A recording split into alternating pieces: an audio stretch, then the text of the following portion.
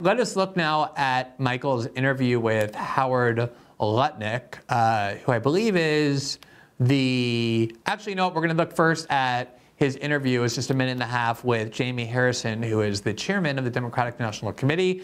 Jamie Harrison, as you might recall, was a very vocal defender of Joe Biden's right to stay in the race, of the fact that Joe Biden should stay in the race, until more powerful people than he decided that Biden shouldn't. And now he's, of course, a very blind booster of Kamala Harris. And here's the exchange that those two had.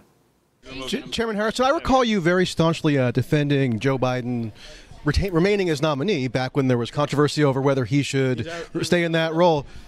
Do you regret so strongly standing by? Why would I regret supporting the guy who's probably the most accomplished legislative president that we've had in my lifetime? Because a lot of the Democratic Party decided that he was not cognitively fit to remain as president for 4 years. That's a bunch of BS. Then why did they want to remove him? In the end of the day, this is the situation.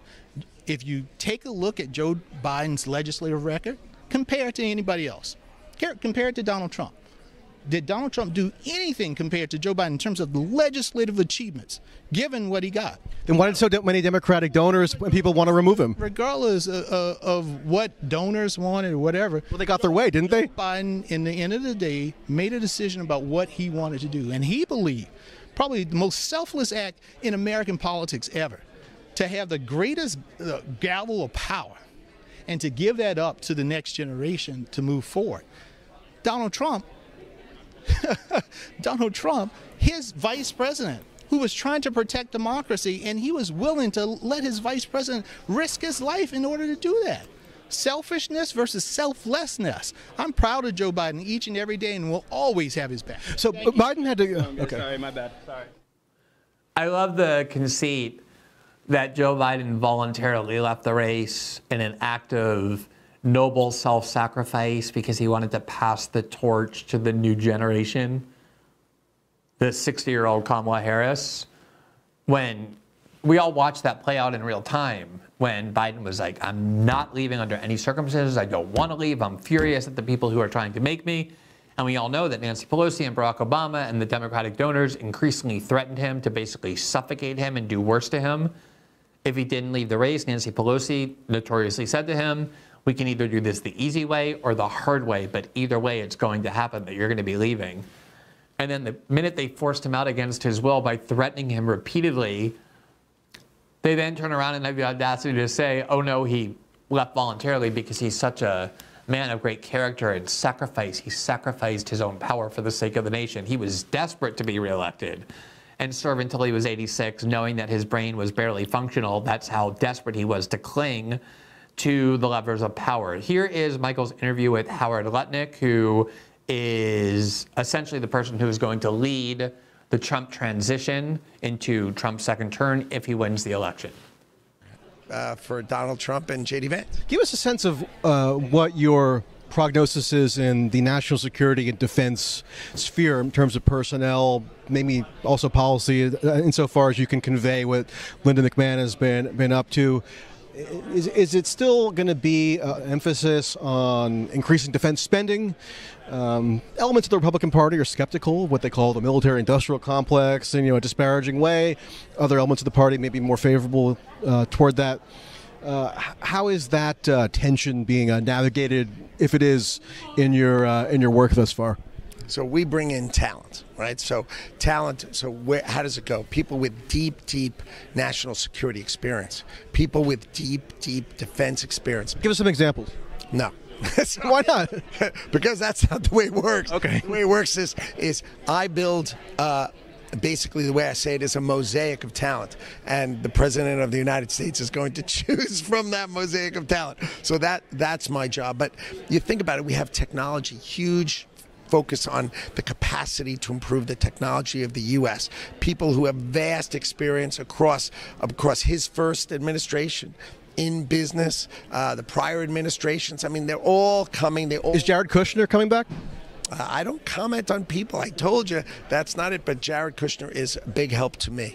The people. He's actively helping you on this project? He is absolutely actively helping me because everybody's helping me. J.D. Vance is helping me. Everybody's helping find the most talented people they have, and they are recommending them to serve in the government. And everybody, how about this?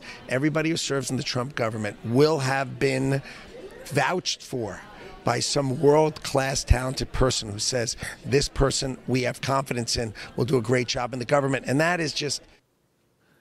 All right, if you find that reassuring, I'm happy for you. It's kind of strange for the person in charge of the Trump transition to say that, oh, we don't care about ideology in terms of has the United States been pursuing too many wars? Are we too involved in the Middle East? All the things that Trump said were his priority in 2016.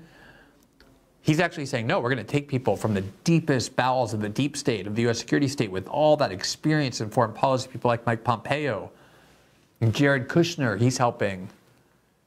And if you look at the Trump campaign and the foreign policy dogma he's asserting, the promises he's making to people like Miriam Adelson, who are giving him $100 million, and her only political priority is that the U.S. do everything possible to defend Israel. The people who he surrounded himself with, it sounds a lot like a more traditional Republican campaign, certainly as compared to 2016. The one pushback against that is that people close to him succeeded in convincing him to choose J.D. Vance instead of, say, Marco Rubio or Tim Scott or some other standard Republican who at least does have that populism on both economics and foreign policy that shaped and defined and I think was responsible for the success of the Trump 2016 campaign. But the question that Michael asked was, how are you navigating this conflict between the Republican establishment's views on foreign policy on the one hand and the people in the party who want to put America first and don't want the U.S. involved in countless wars or wars for other countries in the Middle East and Ukraine? And he wasn't saying, oh, we're going to follow Donald Trump's vision. We're saying, oh, no, we're just going to get the best people around him. You know, like Nikki Haley with all her foreign policy experience, who was the U.S. ambassador to the UN under the Trump administration, or people like John Bolton. He has a lot of experience as well.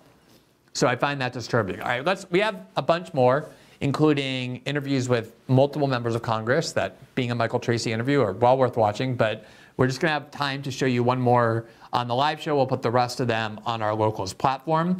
Here is Michael interviewing the Republican Congresswoman Elise Stefanik, who led the way in getting the presidents of Harvard and the University of Pennsylvania fired for their refusal to promise to limit the speech of Israel critics on their campus. Here is his interview with her.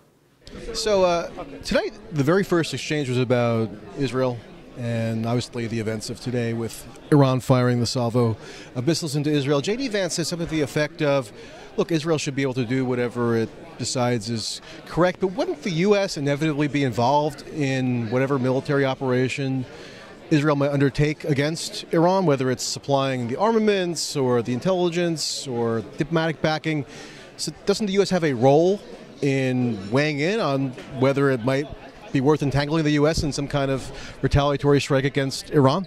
Well, J.D. Vance was correct in to say that Israel has the right to defend itself. Israel has been under attack. Its very existence has been under attack by Iran directly in the unprecedented hypersonic ballistic missiles that were launched from Iranian soil to Israel today. And it has been under attack through Iranian proxies, Hamas and Hezbollah. Of course, U.S. resources when it comes to our critical military aid to Israel, when it comes to our funding for Iron Dome, that is of overwhelming support, including from J.D. Vance and most importantly President Trump. But we voted to pass that. But the reality is it's the Biden administration, Kamala Harris, who not only slow-walked that military aid, but have been turning their backs at every opportunity, demanding a ceasefire and not wanting to allow Israel to defend itself. I believe Israel should defend itself, and certainly those are the policies of President Trump.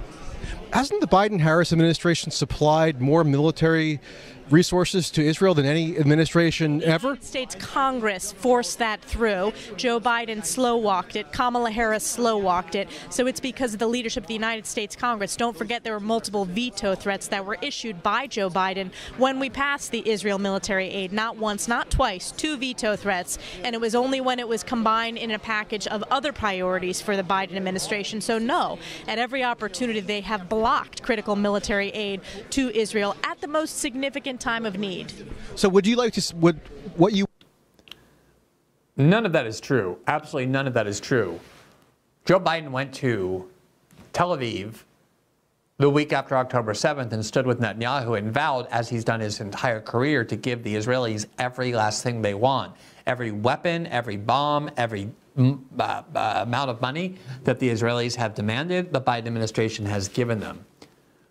There's been no slow walking of anything. The Israelis are drowning in American bombs and American weapons and American money because both political parties in Washington are fully behind that. And it is amazing sometimes to me that Donald Trump ran on a platform of America first. Think about what that means. America first. We put our own country, our own communities, our own citizens and their needs above those of foreign countries. And yet if you listen to the Republicans who are in greatest proximity to Donald Trump, and Elise Stefanik is absolutely one of them, she was talked about as a potential vice president, their critique of the Democratic Party is, oh, we're not that we're giving too much to Ukraine, we're giving too much to Israel. It's that, oh, they haven't given enough. They should have given more to Ukraine. They should have given more arms to Ukraine. They should be giving more to Israel.